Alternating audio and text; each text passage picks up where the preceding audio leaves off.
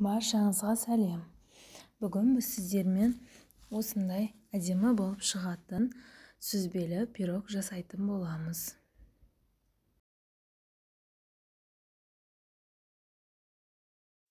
Видеоны соңына дейін қараңыздар. Сіздерге ұнайды деген үміттемін.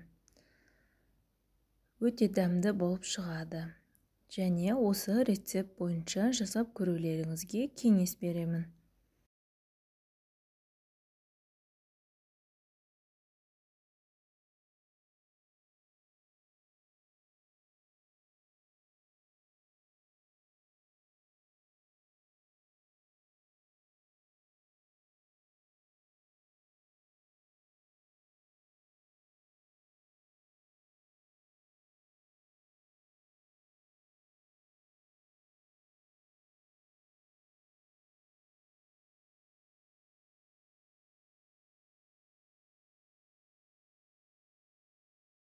Ең алдымен ұнымызды електен өткіземіз.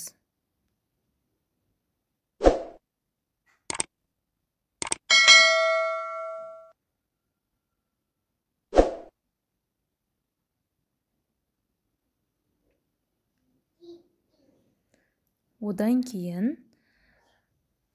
тоңазытқышта тұрған сары майымызды салып үккіштен өткіземіз.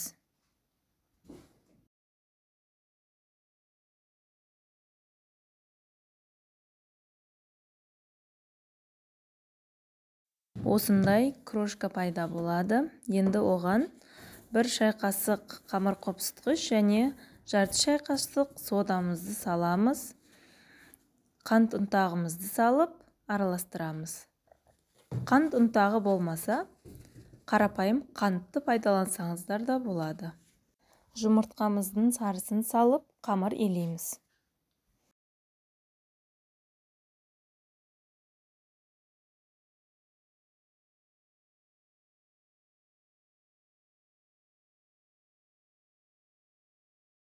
Бізде осындай қамыр дайын болады.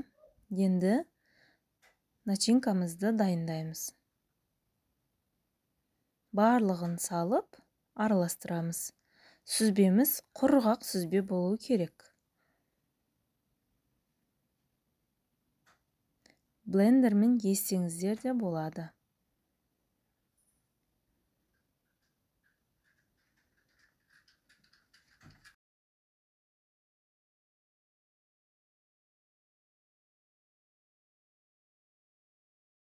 Енді противеніміздің астына сәл-сәл ұн салып, қамырымызды бір тегіс қылып жаямыз. Шет жақтарынан сәл-сәл шығарып қоямыз. Начинкамызды салған кезде сыртына шығып кетпеу үшін.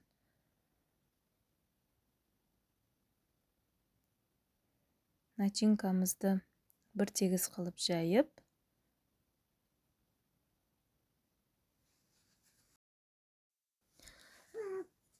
шаншқымен шет жақтарын басып, қызып тұрған пешімізге асты қызарғанша пісіріп аламыз.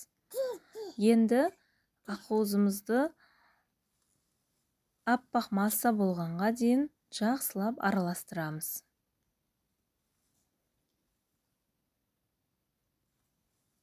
Мінекей, осындай аппақ ақпайтын масса болғаннан кейін қантымызды аз-аздан бөліп салып, тағы да жақсылап араластырамыз.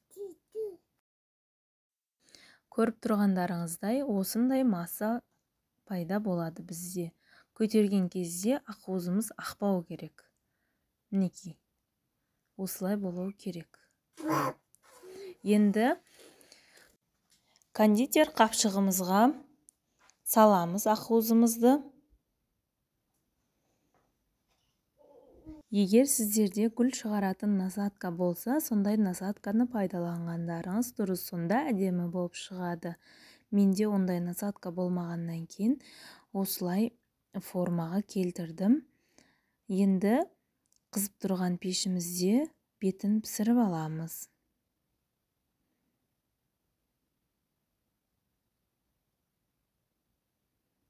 пирогумуз дайын.